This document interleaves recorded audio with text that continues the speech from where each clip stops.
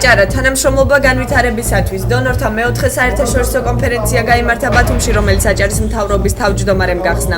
საქართველოში აკრედიტებული დიპლომატიური კორპუსებისა და საერთაშორისო ორგანიზაციების წარმომადგენლებმა ფორუმზე უკვე განხორციელებული პროექტები შეაჯამეს და განიხილეს თუ რა კუთხით უნდა გაგრძელდეს თანამშრომლობა რეგიონთან. მოხსენებებით გამოვიდნენ ფინანსთა და ეკონომიკის, ჯანდაცვის, სოფლის მეურნეობისა და განათლების, კულტურისა და სპორტის მინისტრები. გაეროს განვითარების პროგრამის ხელმძღვანელმა საქართველოში აჭარაში არსებული ეკონომიკური პოტენციალი დადებითად შეაფასა და განაცხადა, რომ ეკონომიკა აქ სწრაფი ტემპით ვითარდება. აჭარა არის შესანიშნავი ადგილი, სადაც ეკონომიკა სწრაფი ტემპით ვითარდება და ცვლილებები თვალში საცემია. აქ მრავალი მიმართულებით ვსაქმიანობთ. ჩვენი მიზანია უზრუნველყოთ ეკონომიკური ზრდა საქართველოს რეგიონის პატარა ქალაქებში. ჩვენ ვეხმარებით მცირე და საშუალო ბიზნეს ფერმერებს, რადგან ეს წარმოადგენს რეგიონის განვითარების ნაწილს. ვფიქრობ, რომ ძალიან ბევრი წარმატებული პროექტი განახორციელეთ სოფლის მეურნეობის მიმართულებით, ტურიზმის მიმართულებით, ასევე ინსტიტუტების გაძლიერების მიმართულებით, სახელმწიფო ინსტიტუტების მმართველობაში და ვფიქრობ, რომ ეს გაგრძელდება და ჩვენ ვართ სანდო პარტნიორი ყველა დონორისათვის და ეს აუცილებლად უნდა აღინიშნოს დღეს. ძალიან მნიშვნელოვანი იქნება პირველ რიგში ჩატარდეს კვლევა თუ ზოგადად რა უჭირს მცირე და საშუალო ბიზნეს განვითარებისთვის და ეს კვლევა მოგცემს იმის საშუალებასთან ნათელმაგალითს თუ რა მიმართულებით უნდა დავეხმაროთ მცირე ბიზნესს. აქვე დავამატებდი იმ მიმართულებას, რომ გაეროსთან შევთანხმდით სოფლის მეურნეობის განვითარების ნაწილში მოხდეს სოფლის მეურნეობის გარკვეული დარგების შესწავლა, რომელშიც ესე ვთქვათ სამომავლოდ შესაძლებელი იქნება განვიხილოთ ისეთივე თანამონაწილეობა სესხის ნაწილში და პროცენტის სუბსიდირების ნაწილში, როგორც ხდება მცირე და საშუალო ტურისტული ბიზნესის მიმართულებით.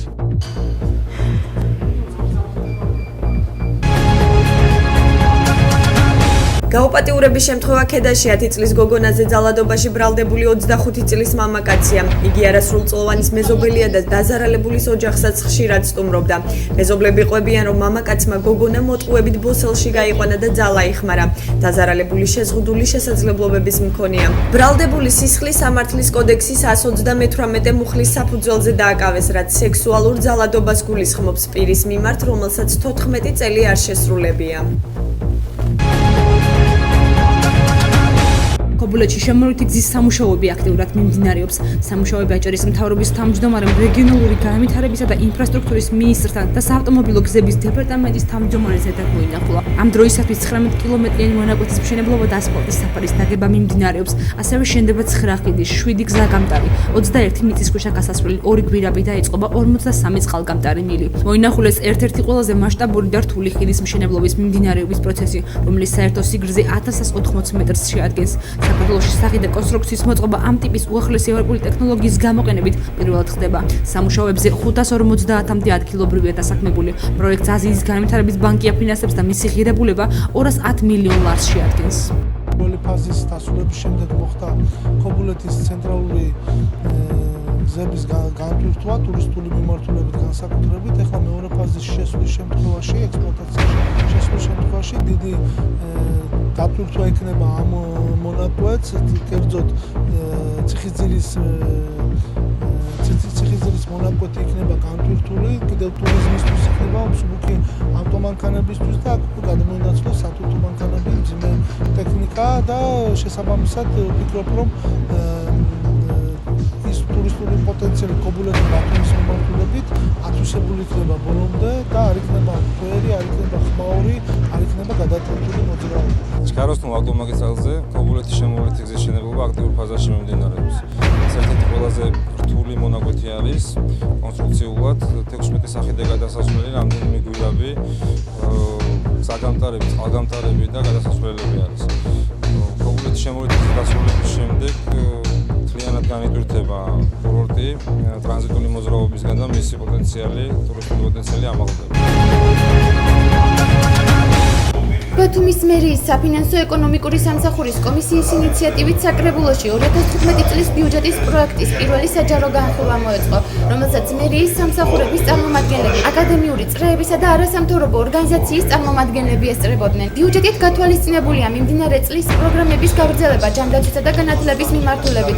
პრიორიტეტულია აგრეთვე ახალი პროექტების დაფინანსება. ძალიან მნიშვნელოვანია საზოგადოების აზრი ბიუჯეტთან დაკავშირებით.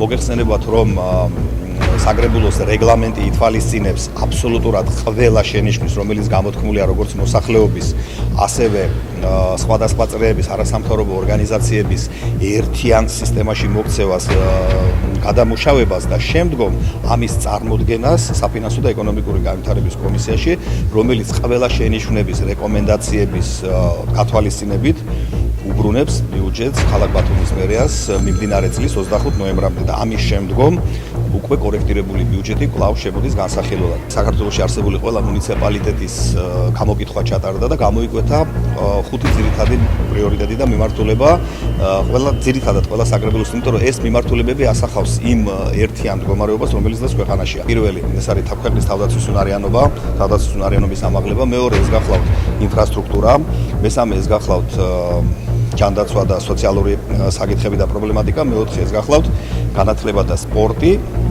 აი ეს ამ ძირითადი მიმართულებებით ხდება სწორედ ბიუჯეტის გადანაწილება, ანუ ეს არის პრიორიტეტული. ფინანსური დოკუმენტის მიხედვით მუნიციპალიტეტის 2015 წლის ბიუჯეტში 96,667,300 ლარია გათვალისწინებული. აქედან ინფრასტრუქტურის მშენებლობა, რეაბილიტაცია, ექსპლუატაციისთვის 46,160,800 ლარია გამოყოფილი. მოსახლეობის ჯანმრთელობის დაცვას და სოციალურ ზრუნველყოფას 8,451,800 ლარი მოხმარდება. განათლებისთვის 10,49,300 ლარი გამოიყო, ხოლო კულტურა, რელიგია, ახალგაზრდობის ხელშეწყობა და სპორტი 10,40,800 ლარით დაფინანსდება. ბიუჯეტის დოკუმენტის წარდგენის შემდეგ შენიშვნები და რეკომენდაციები გაჟღერდა მომხსენებელთა მიმართ. პრიორიტეტების დონეზე უკვე ორი განხილვაში ვღებულობთ მონაწილეობას. იმ ორ განხილვაში და იგივე დღესაც ჩვენი ძირითადი რეკომენდაცია არის სწორედ ის, რომ ის ორი ახალი უფლებამოსილება, რომელიც თვითმმართველობას დაემატა, ეს არის კულტურული მემკვიდრეობის ძეგლებზე ზრუნვა, მოვალა, პატრონობა და ამავე დროს შეშემოყირებთან მიმართებაში და მოხუცთა გარემოს გასაუმჯობესებლად ადაპტირებული გარემოს შექმნაზე ამ მიმართულებით რა ძირითადი პროექტები შეიმუშავა კონკრეტულად მერიამ. ეს არის ჩვენი ძირითადი რეკომენდაცია, რომ აუცილებელი არის, რომ დაიწეროს და გამოიყოს თანხა ბათუმის ისტორიულ-საყრდენი გეგმისთვის, ამავე დროს იმ კულტურული მემკვიდრეობის ძეგლებთან დაცვასთან დაკავშირებით, რომელიც დღეს ქალაქის ესე რომ ვთქვათ, ძალიან მძიმე მდგომარეობაში აქვს. ამ მიმართულებით არის ჩვენი რეკომენდაცია და ამავე დროს თითქმის ყველა პროგრამა უნდა იყოს ადაპტირებული შეშემოყირებთან მიმართებაში და ჩვენი რეკომენდაციაც სწორედ ამ ძირითად აქცენტებს იქნება დაყრდნობილი. ასევე აღსანიშნავია, რომ სხვა პროგრამები, რომელიც არის ეს ინფრასტრუქტურული ჯანმრთელობის სოციალური ეს პროგრამები, ამ პროგრამებშიც არის მნიშვნელოვანი რეკომენდაციები განსაკუთრებით ახალგაზრდობის და კულტურის მიმართულებით, იმიტომ რომ ჩვენ წლების განმავლობაში ვაყენებდით პროგრამული ბიუჯეტის სტანდარტებს, ეს პროგრამები არ აკმაყოფილებს და ძალიან მნიშვნელოვანი არის, რომ ეს პროგრამები ამ მიმართულებით დაიხვეწოს. შენიშვნები იყო შენობების რეაბილიტაციასთან დაკავშირებით შეზღუდული შესაძლებლობის მქონე პირებისათვის ადაპტირებული გარემოს შესაქმნელად. ბიუჯეტში იქნებოდა თუ არა გათვალისწინებული ამ კატეგორიის ადამიანების, ესე ვთქვათ, ადაპტირებულ გარემოზე ინტერესი მორგებული და აღმოჩნდა, რომ გარკვეული ტიპის შენობა-ნაგებობებზე შემდგომში მართლაც იგეგმება ეგრეთ წოდებული პანდუსების, ან თუ შესაძლებელი იქნება ეს მოძრავი, ესე ვთქვათ, ლიფტის დამონტაჟება, მაგრამ აღმოჩნდა, რომ არსებობს გაცილებით მეტი შენობა-ნაგებობა, რომლის გამოყენების თავისუფალი საშუალება უნდა ჰქონდეთ ამ კატეგორიის ადამიანებს და პირველ რიგში ვფიქრობ, რომ ის ბავშვები, რომლებიც საბავშვო ბაღის ასაკის არიან, სწორედ ისინი უნდა იყვნენ ის საწყისები, რომლებიც თავისუფალ გარემოში შეუზღუდავად განახორციელებენ თავიანთ, ესე ვთქვათ, უფლებებს. 2018 წლამდე, როგორც მერიის წარმომადგენლებმა გვითხრეს, რომ მთლიანად მოხდება შეზღუდული შესაძლებლობის მქონე პირთა ინტერესების გათვალისწინება ამ მხრივ, მოეწყობა ან რეკონსტრუირდება, ან აშენდება ამ ტიპის შენობები, მანამდე კი ეტაპობრივად უნდა დავჯერდეთ შენობა-ნაგებობებზე ადაპტირებული გარემოს მოწყობას. აღნიშნული დოკუმენტის საბოლოო ვერსია შენიშვნებისა და რეკომენდაციების გათვალისწინებით კორექტირებული ბიუჯეტის მოსმენისას დამტკიცდება.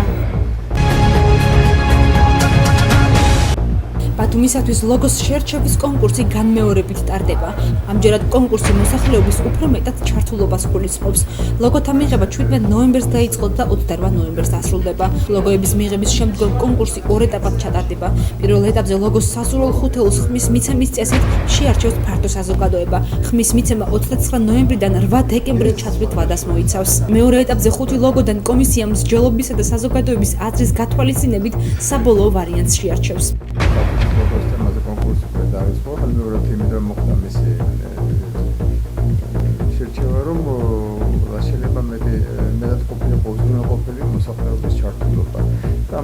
გადადების გარდა. შესაბამისად, ბატონი გიორგის დავალებით, კომისიამ გაითვალისწინა მომწოდებელმა კომპანიამ და 17 ნოემბრიდან 25 ნოემბრის ნაცვლად გამიზარდა 8 დეკემბრამდე. ანუ ეს ახალი ნიმუშები ლოგოებთან დაკავშირებით იქნება უფრო სრულად და ფართო მრავალფეროვანი წარმოდგენის საფუძველი. თვითონ ლოგოები სხვადასხვა ვარიანტებია, საკმაოდ დიდი აჟიოტაჟი გამოიწვია კონკურსმა, მონაწილეობის სურვილები ბევრი აღმოჩნდა, რაც ჩვენთვისაც სასიხარულოა. შემდგომი ეტაპი ითვალისწინებს უკვე 8 დეკემბერს შეირჩევა მომწოდებელი კომპანიის მიერ, AST კომპანიის მიერ შეირჩევა 5 ყველაზე რეიტინგული ნამუშევარი, რომელიც არის წარმოდგენილი. ამ 5 რეიტინგულ ნამუშევარს შემდგომ განეხილავს კომისია, რომელსაც სავარაუდოდ დაემატება კიდევ რამოდენიმე წევრი, რომლებმაც გამოთქვეს სურვილი, რომ მიიღონ მონაწილეობა კომისიაში და იმ კომისიის მსჯელობის საგანი გახდება უკვე, რა თქმა უნდა, საზოგადოებრივი აზრის გათვალისწინებით, თუ რომელი ლოგო შეირჩეს საბოლოოდ ბათუმისათვის. თითოეული ნამუშევარი ქების ღირსია ნამდვილად. მე გამოთქვა სულიად დიდ მოყოფილებას ძალიან კარგი ვიზუალურად და შინაარსობრივად ძალიან კარგი ნამუშევრები აქვს კონკურსანტებმა საკმაოდ მოინდომეს და ძნელი ასარჩევია, თუმცა შეგუება ცალსახად ერთნიშნულად ვერ მოხდება. ეს გასაგებიც არის, რადგან სხვადასხვა ყოველთვის იქნება. მე რა თქმა უნდა შეიძლება კონდეს და რამოდენიმე ვარიანტი მომწონდეს, მაგრამ ამას საბოლოოდ გადაწყვეტავს რა თქმა უნდა კომისია. ამ დროისათვის 40-მდე ლოგოა მიღებული, რომელთა შორის ერთ-ერთი გახდება გამარჯვებული და მის ავტორს კომპანია ACT 1200 ლარით დააჯილდოვებს. სასაზღვრო პოლიციის უფროსმა საქართველო-თურქეთის საზღვრის სექტორები მოინახულა. შინაგან საქმეთა სამინისტროს სასაზღვრო პოლიციის უფროსი ზურაბ გამეზარდაშვილი სახელმწიფო საზღვარზე მდებარე სექტორებს კირნაცსა და სარფს ესტუმრა. მესაზღვრებთან ერთად დღის განმავლობაში პატრულირებდა და პირადად გაეცნო სასაზღვრო განწესის სამუშაო რეჟიმს. სასაზღვრო უწყების ხელმძღვანელის განცხადებით, მიმდინარე წელს სასაზღვრო პოლიციამ 10 ახალი ეროვნული სტანდარტის სექტორი გახსნა. შინაგან საქმეთა მინისტრის დავალებით ვიმყოფები აჭარის რეგიონში.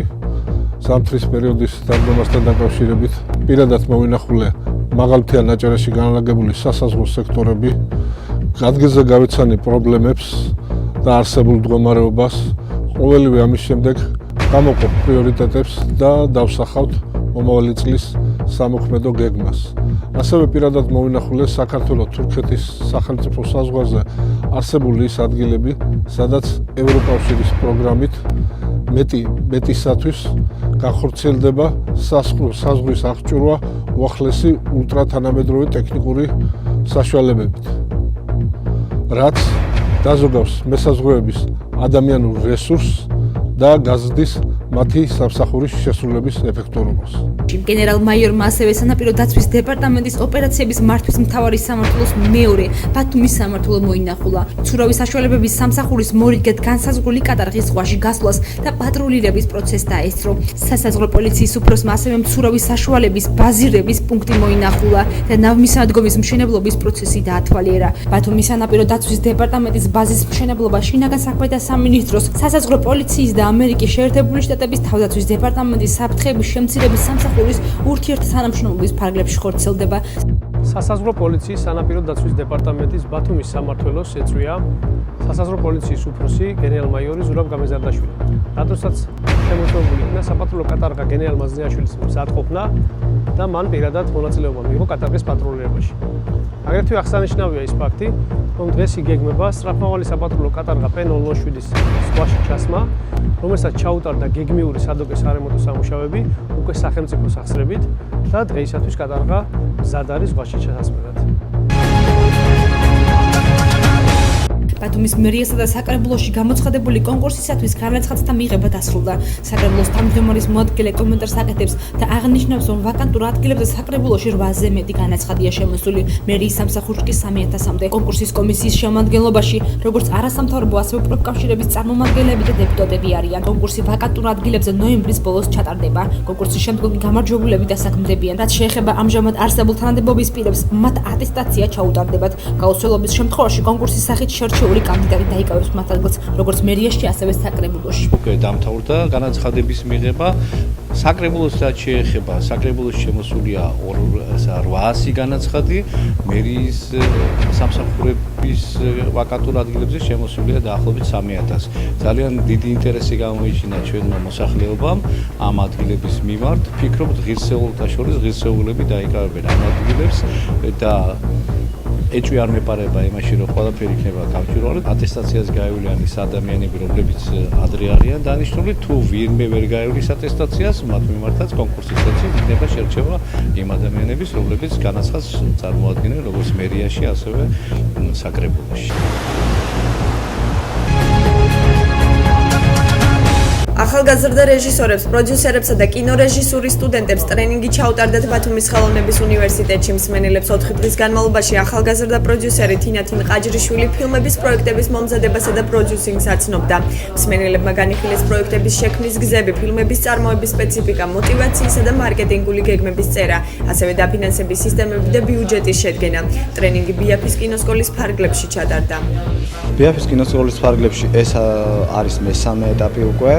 რომელზედაც გავივლით და გავდივართ უკვე პროდიუსირებას, პროექტის შექმნას და პროექტად ქცევას უკვე სარეჟისორო სცენარის და ჩვენი იდეის უკვე პროექტად გაკეთებას. საქართველოში არის ამის ნაკლებობა და ამიტომ გამომდინარე აჭარაშიცაა და ჩვენც ჩართულები ვართ ამ პროექტში, იმიტომ რომ მივიღოთ ცოდნა ამ განხრით და გავაკეთოთ უკვე სცენარი პროექტად და წარვადგინოთ ეს უკვე პოტენციურ დამფინანსებლებთან. რომ ფილმი ნახოს ხალხმა და საზოგადოებამ. კონკრეტულად შევეხებით სცენარის განვითარებიდან დაწყებული, ანუ როგორ შექმნან ის კინოპაკეტი, ასე ვთქვათ, პროექტის, რომელიც უკვე მზად იქნება იმისთვის, რომ წარადგინონ ფონდებში, მოიპოვონ დაფინანსება თავიანთი ნამუშევრებისათვის, შემდეგ კი უკვე შექმნილი ფილმების გატანა, როგორ ხდება საერთაშორისო ბაზარზე, ფესტივალებზე მუშაობა, როგორ უნდა მოახერხონ მათ და თავიანთი კარიერის დაგეგმვა კინოსფეროში. ანუ როგორ შეძლონ მათ, რომ მოკლემეტრაჟიანი პირველი ფილმის შექმნა და შემდეგ უკვე ეს იყოს საფუძველი იმისთვის, რომ შემდეგ შექმნან მხატვრული ფილმები და ისინი იყვნენ წარმატებულები თავიანთ საქმეში.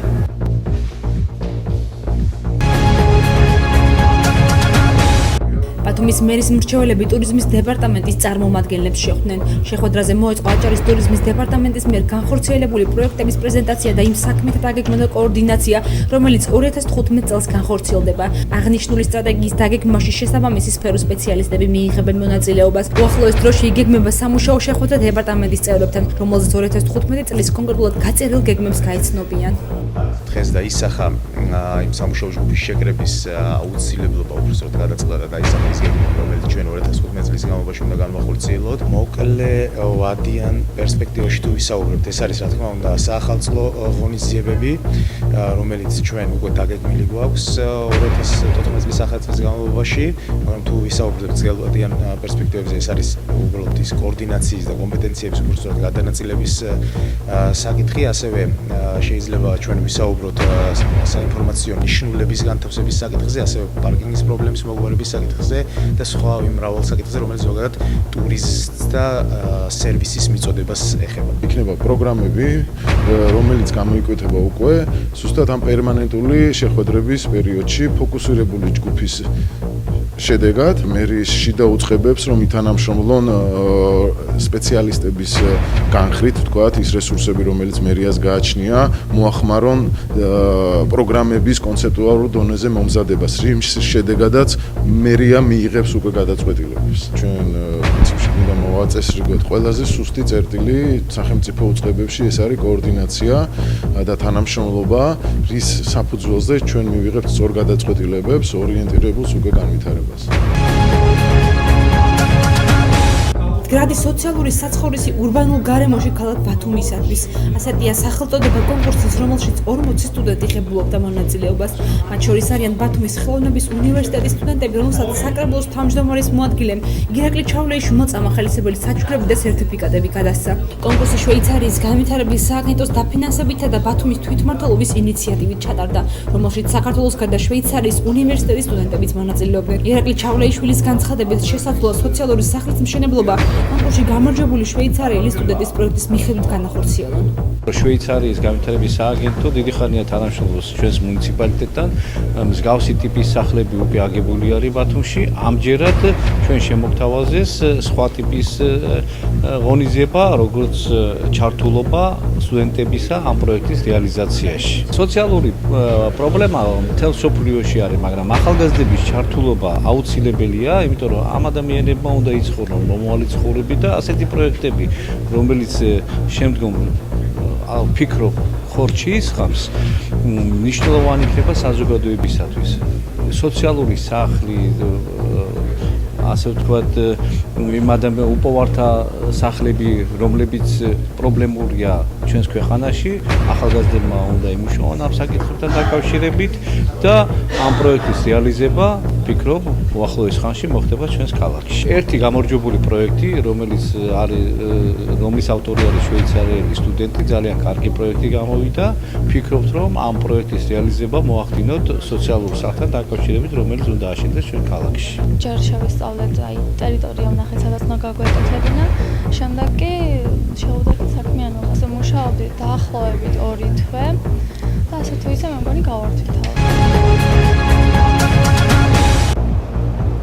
ბათუმის დრამატული თეატრის სცენაზე თემურ ჩხეიძის გრონჰოლმის მეთოდი გათამაშდა. სპექტაკლი რეჟისორმა 1 წლის წინ ესპანელი ავტორის გალსერანის პიესის მიხედვით დადგა და როლებს ალეკო მახაროგლიშვილი, ნიკა თავაძე, ეკა ჩხეიძე და აპოლონ კუბლაშვილი ასრულებენ.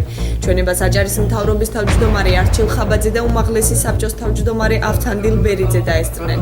ბათუმის შემდეგ გრონჰოლმის მეთოდი ქუთაისში წარადგინეს. რეჟისორი იმედოვნებს, რომ დეტექტივის პრინციპით დაწერილი პიესა მაყურებლის ყურადღებას ბოლომდე შეინარჩუნებს. ზნეობაზეა სპექტაკლი, ზნეობაზე. ესეთი ამბავია და რაც უკვე ნელ-ნელა გვაკლდება მე მგონი ადამიანებს და ცოტა ვიფიქროთ იმაზე ხანდახან აი კარიერისთვის თუ რაღაცისთვის ღირს რაღაცებზე წასვლა, იმიტომ რომ ხანდახან ძალიან ცუდ გომონებაში აღმოჩნდებით, რომ შეიძლება კარიერაში რაღაც ბიზნეს მიაღწიო ადამიანმა. სიკეთეს, ვთქვათ, კარგ ეკონომიკურ მდგომარეობას, კარგ თანამდებობას, მაგრამ ბოლოს შეიძლება დარჩე ესე, რომ ადამიანი აღარ ახარ და რაღა მნიშვნელობა აქვს რა თანამდებობაზე იქნება და რა ეს კი. ძირითადად ძალიან მოკლედ და უხეშად ეს არის სათქმე. პიესა არის ძალიან საინტერესო იმ მხრივ, რომ ეს არის დეტექტივიც, ეს არის შეიძლება ითქვას ფსიქოლოგიური დრამაც, კომედიაც, ბევრი ფაქტორია პიესაში ჩადებული, რაც მთავარია, რომ ძალიან მოქნილი და ძალიან საინტერესო ტეხილები აქვს თვითონ დრამატურგს გაკეთებული. 4 პერსონაჟია, 4-ვეს ერთნაირი დატვირთვა აქვს. საბოლოო ჯამში ირკვევა თუ ვინ არის, მთელი მოულოდნელობის ფაქტორიც ამაშია, რომ მაყურებელმა ნახოს თუ რა ხდება. და ერთ-ერთი ასეთი გმირი არის ჩემიც, რომელიც ცდილობს, რა თქმა უნდა, რომელიც აი ამ დიდ კორპორაციაში ხვდება და ცდილობს რომელნაირად თავის მიზანს მიაღწიოს. ბოლო დროს საკითხური თანამედროვე პიესებიდან აი ამ პიესამ მიიპყრო ჩემი პროექტი და კარგახანია მიასე თანამედროვე პიესა. არ მომწონებია ჩვენთვის უცნობი ავტორია გალსერანი, ესპანელია, კატალონიელი. და ამ მისმა პიესამ მოიარა მთელი ევროპა და მე მგონი შტატებშიც დადგმულია ჩვენთვის ნაკლებად ცნობილი. მაგრამ იმედი მაქვს, რომ გამოიწვევს დიდი ინტერესი პიესა.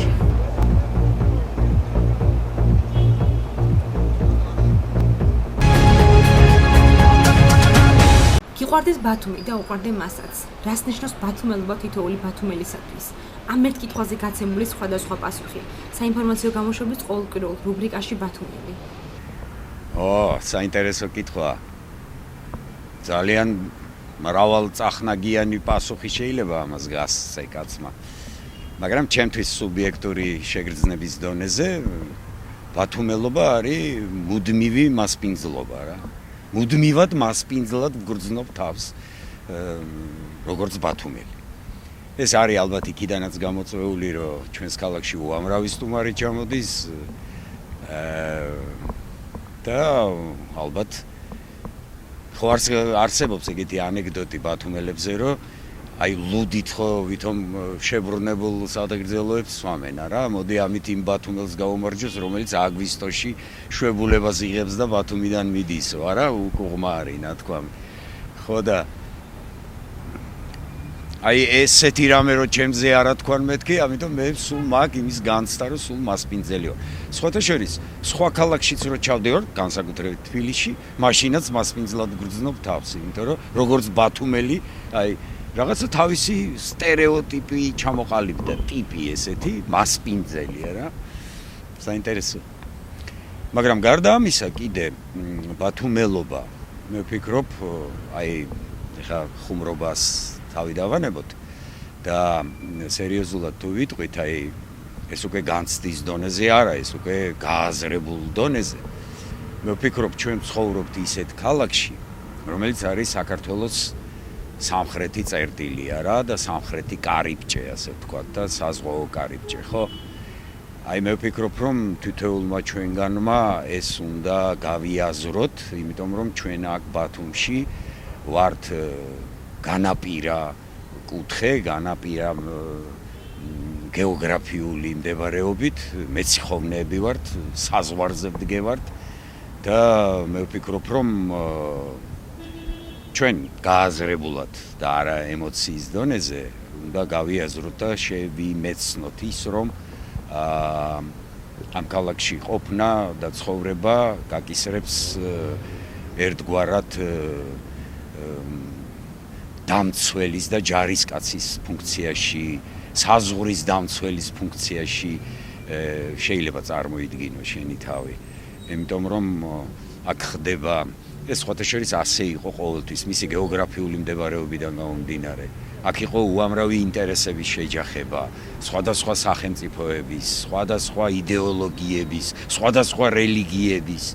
აქედან გამომდინარე გეკისრება როგორც ბათუმელს პასუხისმგებლობა რომ თლიანად საქართველოს რაც სჭირდება შენც ისე იმოქმედო და შენც ისე იცხოვრო შენს ქალაქში ეს რა თქმა უნდა გააზრებულ დონეზე მე ვფიქრობ შესაძლებელი კი არა დასაბრუნებელია ის ზოგადი ბათუმელობის განცდა და ზოგადი ბათუმელის ტიპის და ჩამოყალიბება როგორიც იყო ჩვენი ქალაქი თავისი ერთმანეთთან ურთიერთობებით. ერთი ასეთი ამ ბოლოხანებში ასეთ ლოზუნგს ვიმეორებ, სადღაც გაგონილს გაუფრთხილდეთ ერთმანეთს. მე ვფიქრობ ჩვენ ბათუმელებმა უნდა გაუფრთხილდეთ ერთმანეთს, იმიტომ რომ აი მე წინა კითხვის პასუხად გითხარით რომ მეციხოვნე ხარ შენ საქართველოსთვის, ხოლო განცდის დონეზე ხარ მასპინძელი, ხო? აი ეს ორი მომენტი რო ერთმანეთთან შეხამებული იყოს და ერთმანეთთან იყოს ეს კავშირში. ჩემი სურვილი იქნებოდა რომ აი ეს დაბრუნებული იყოს.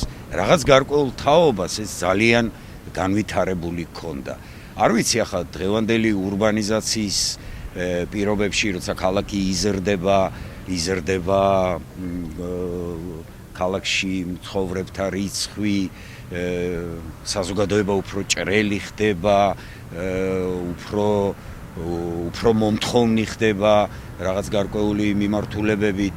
აქედან გამომდინარე რაღაცები იკარგება რა თქმა უნდა, მაგრამ მე როგორც გასული საუკუნის კაციც ამავე დროს მე ვფიქრობ რომ აი ეს მომენტი რო დაბრუნდებოდეს ბათუმში რომ უფრო მეტი გულისხმიერება არსებობდეს ერთმანეთის მიმართ.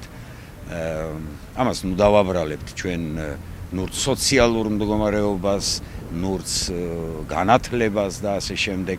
ეს ადამიანს თან დაყვება, თან დაყოლილი განცდა უნდა იყოს, რომ ჩვენ ამ პატარა ქალაქში გაუფრთხილდეთ ერთმანეთს. აი ამის დაბრუნებას ვისურვებდი და ამის შეცვლას ჩემთვის პირადად. ბათუმს და ბათუმელებს ვუსურვებ რომ მუდმივად მასპინძლები ყოფილიყავით. იმიტომ რომ ეს არა მარტო ფუნქცია, არამედ მოვალეობაც არის.